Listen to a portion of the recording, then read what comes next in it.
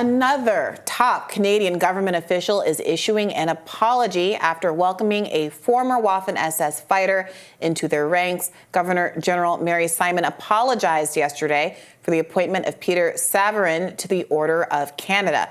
Savarin served in the same Nazi-led SS division as the veteran given a standing ovation in Canada's Parliament last week. According to reporting from the Globe and Mail, Savarin was appointed to the Order of Canada, a top civilian honor, in 1987. He remained in the appointment until his death in 2017. Mary Simon, meanwhile, apologized for any distress that was caused. Here we are again, talking about the same issue we talked about 2 weeks ago. What is going on in Canada? I honestly don't think it's just a Canada issue. I mean, I mentioned this, I think, maybe earlier this week. I can't even remember now. I think that we have a view of who good guys and bad guys are in the world that is obviously cartoonish.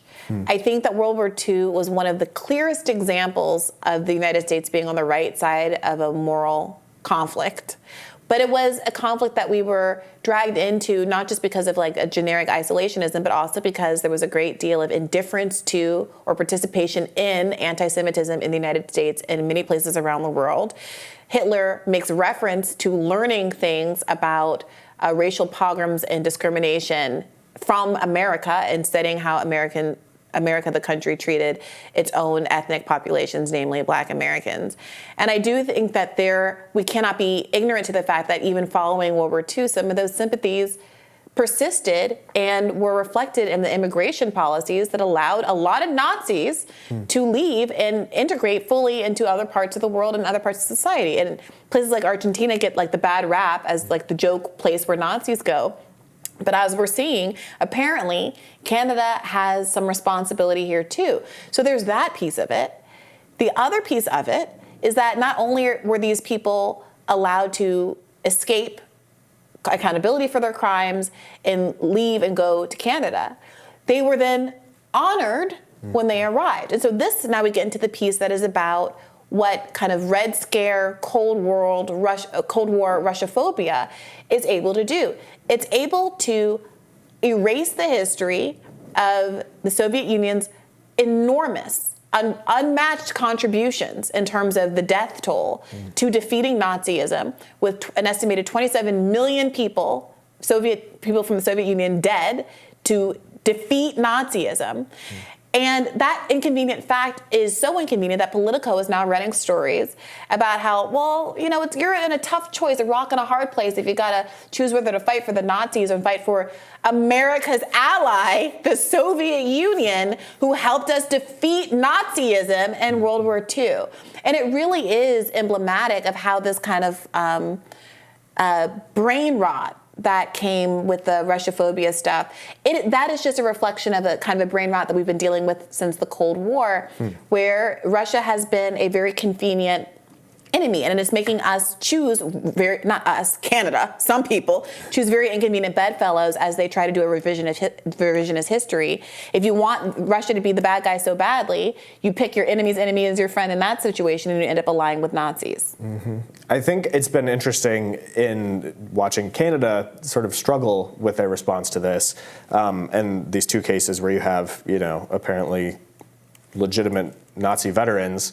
And then you look at the way that in the United States we still sort of use the term Nazi as something sort of in the abstract and something that's used as part of sort of the package to quell or chill speech that we don't like or to oppose people. And it's kind of interesting to me because I think, you know, for a lot of people who see the term Nazi used flippantly by whether it's younger people engaged in political debates or talking about your opposition politically, most of those people have not actually interacted with a literal Nazi. And then you see just across the border in Canada, they're having these situations where they really have to grapple with it. And we saw it even with Congressman Jamal Bowman's response to him pulling the fire alarm fraudulently, thinking allegedly that it was a way to open the door to get out of the building. But you had these messaging documents go out that were like, you know, I'm taking a lot of heat for this. Can you please use these talking points when you're asked about it? Because most Democrats are being asked, what do you make of your colleague's decision to pull a fire alarm in the middle of a vote? And one of the talking points was, again, talking about how Republicans should be focused on the Nazis within their own ranks instead of attacking Bowman for doing this. And he, of course, then reacted with another sort of bad comms move by saying, well, I didn't know that that was in there. That never should have gone out. That I had nothing to do with that. And whether that's true or not, you do have, people in the United States willing to just use that term for sort of political expediency because it throws your opponent onto their heels, because it's like, okay, well, we can't just let that breeze by without addressing the fact that you just called me a Nazi. But we're still dealing with literal Nazis, apparently very regularly, it seems, recently in Canada. So why is it that here in the United States that's still something that's used oftentimes so flippantly and not literally when we're talking about Nazis or neo-Nazi groups? So I totally agree that there are times when hyperbolic language is used by liberals to distract from their own failures. I started my career in journalism largely writing pieces about how Democrats were weaponizing identity in order to crush the left. And they did this with Bernie Sanders and the Bernie Bro narrative back in 2016. And I was writing a lot of this stuff in 2017. I could see how they were pushing Kamala Harris. She had just won her Senate race as the next Barack Obama, despite her terrible record on criminal justice issues. And the fact that she was black seemed to be a stand-in for the idea that she was going to be good for black people when her record suggested otherwise. Right. And so I'm very sensitive to that concern, and I'm sensitive to it because there are real underlying issues that need to be addressed, but cynically weaponizing identity or cynically exploiting the idea that people don't like Nazis and are afraid of the rise of Nazism to cover up from a silly mistake like pulling a fire alarm it diminishes the real thing. Mm-hmm. But what I would also say is there have been reports. Every report that I bring up gets contested, so I don't know what to do about it, but the people who study these things seem to believe that there is a rise in real Nazism, not just in Canada, but in the United States, that these people have become empowered, let's say not because of Donald Trump, but coincidentally during the Trump kind of era. You've had self-described white supremacists like Nick Fuentes sitting down with former President Donald Trump for dinner, and Donald Trump having to explain away those kinds of associations. You have events like Charlottesville and the "you will not replace us" white replacement theory rhetoric becoming very normalized. You've heard popular Fox News host Tucker Carlson, formerly, obviously, embrace great replacement theory, and I did a radar here about the relationship between great replacement theory and white supremacy and what's going on there. And it doesn't seem like there's a lot of interest within the Republican Party of addressing those things that legitimately do keep happening within the context of the conservative movement here in the United States as well. Mm-hmm. Even coming down to the last white supremacist shooter who had literal swastikas drawn on his gun, kills people, dies on the scene. It turns out from his social media that he was a fan and supporter of Tim Pool. Now, did Tim Pool kill those people? No. I'm not saying that he's responsible for that. But instead of saying, wow, that sucks, I certainly don't support that behavior, he was like, well, why are you even talking about me, and like making justifications about that guy's ideology? Which was like, well, why are you making excuses for him? Why are you questioning? He claimed it was a false flag and all this kind of stuff. It's like, well, if that's clearly not an ideology that you support and you don't support his behavior, why not just say, oh, that guy sucks? Why are you trying to pretend like the guy didn't exist or somehow they're misrepresenting what he believed in? And those kind of moments, I'm sorry, are a little bit of a credibility issue for the movement as a whole. Mm-hmm. And so, I don't know. I completely agree with you, but it does feel like there's a lot of insincere interest in addressing what I do think is increasingly a real problem. And that includes people, some groups like the ADL, who I think are very interested in, let's say, accusing a congressperson of being anti-Semitic because they support rights for Palestinians, but isn't interested in calling out the relationship between some of these conservative politicos who they support because they support aid to Israel, despite appealing to a white supremacist base that thinks that Jews and blacks and immigrants and other kinds of people are replacing whoever real Americans are supposed to be. Yeah, I think there's definitely a disproportionate focus in terms of assigning ideologies to people who commit very bad and violent acts. And obviously that goes all the way back to, since we're talking about him again this week, running for speaker, Steve Scalise, and the shooting during the Republican softball practice. Obviously that was something that was completely pushed under the rug and written off. You know, people in the mainstream and the corporate media were like, oh, this is a disgruntled, mentally ill man, even though he had this Democrat progressive background and track record. The school shooting in Nashville, we still have yet to see a manifesto on that, even though it seems pretty obvious that that's being withheld to most people due to political and ideological reasons. And it happens time and again where, because the only information that is presented is that supports sort of the mainstream or the leftist narrative, it looks like this is solely a conservative movement problem, when in fact it's just a problem in general. And I think that does a disservice, again, to addressing the root causes, if you want to talk about it in terms of how the Borders Czar talks about illegal immigration. But it does really do a disservice when you talk about, if we want to stop these actions and these horrible things and these horrible ideologies, we have to talk about it as though it is a flawed ideology and not talk about it as solely the problem of one side of the ideological spectrum in the United States. But I'll bring this up. I'm glad you brought up the Scalise shooting, because this was Bernie Sanders' response to the baseball shooting. He said, I have just been informed that the alleged shooter at the Republican baseball practice is someone who apparently volunteered on my presidential campaign. I am sickened by this despicable act. Let me be as clear as I can be. Violence of any kind is unacceptable in our society, and I condemn this action in the strongest possible terms. Real change could only come about through nonviolent action, and anything else runs against our most deeply held American values. Now, I don't know, Tim Pool needs to cut and paste. Everybody whoever is implicated in this, just cut and paste, because you honestly cannot get blamed for something if you're responding like this. I think the fundamental problem is, for some of these people, if they put a statement out like this, they know that they lose some of their audience. I mean, that's an and they interesting don't want point. to. It does help, though, that for most of the media and where the attention goes and how people are, sort of guided through the aftermath of these things, Sanders putting out a statement like that meant that he could wash his hands and he was done. Whereas no matter what somebody could say condemning this on the right, I think... You think so? I do not think that it would be taken as sincere, because if you said something like that and you were on the right side of the issue, they would immediately say, okay, so if you really mean that, then why aren't you for banning all guns? Why aren't you banning for so-called assault weapons? Why aren't you for banning all these things? It would never be accepted as enough, even though it's true. And that's what, as a conservative, we believe that this is horrible and Sanders is not responsible for that shooting in any way. But it doesn't mean that Republicans or conservatives would have a statement, even, again, copy and pasting that, putting it in, nobody would accept that. They would still be raked over the coals for it. They would be said that your commitment to what you said is noble, but we don't believe it, and you need to do more and sort of prove that. I think if people didn't believe it, it would be because you said the statement and then turned around the next day and said, so-and-so deserves to die.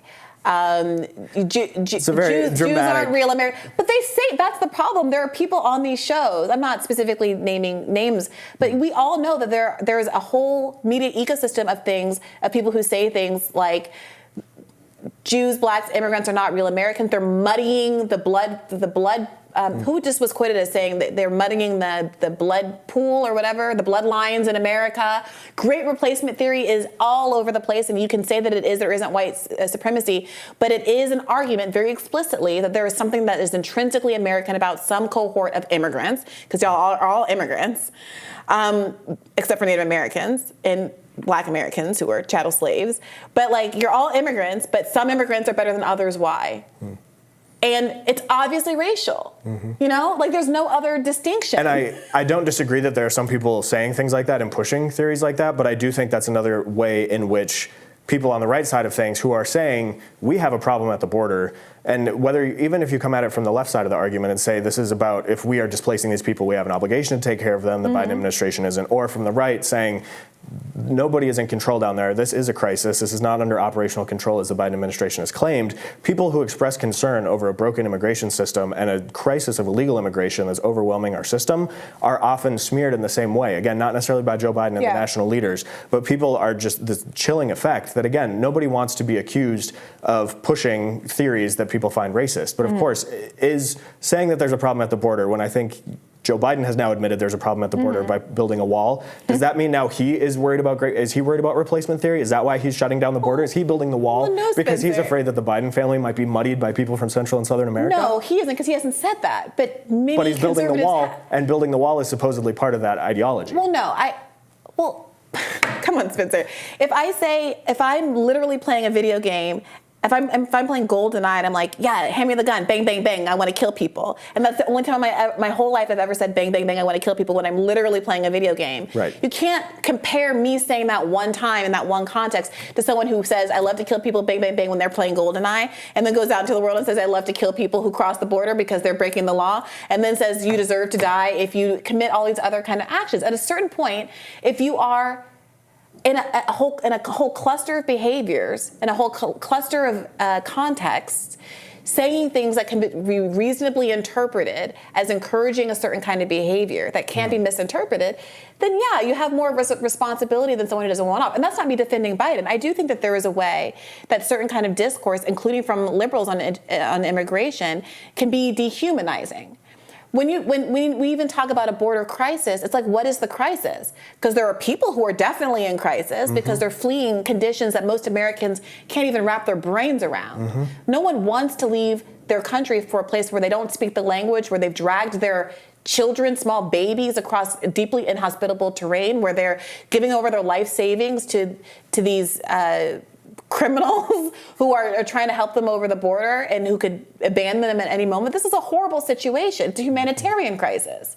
So is that the crisis we're talking about? Are we saying the crisis is solely through the lens of the impact on the American people? Because I agree with that too.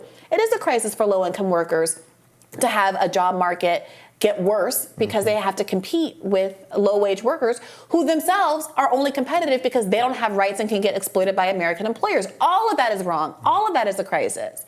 But it is also true that we actually are in a very good job market for employees right now, that many people don't want to work low-wage jobs. There are very many job opportunities for American workers, which is driving American corporatists insane. They hate that. That's why we're having all this labor action, because the workers have got American bosses by the cojones.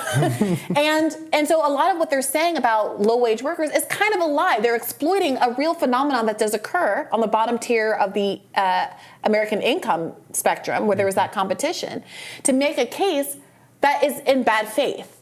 And then because they don't actually have an interest in getting to the root causes of the humanitarian crisis, because Republicans and Democrats alike from oil-rich states want to fearmonger, I would argue, about the politics of an administration in Venezuela, because what they really don't want is to compete with one of the biggest oil producers in the entire world.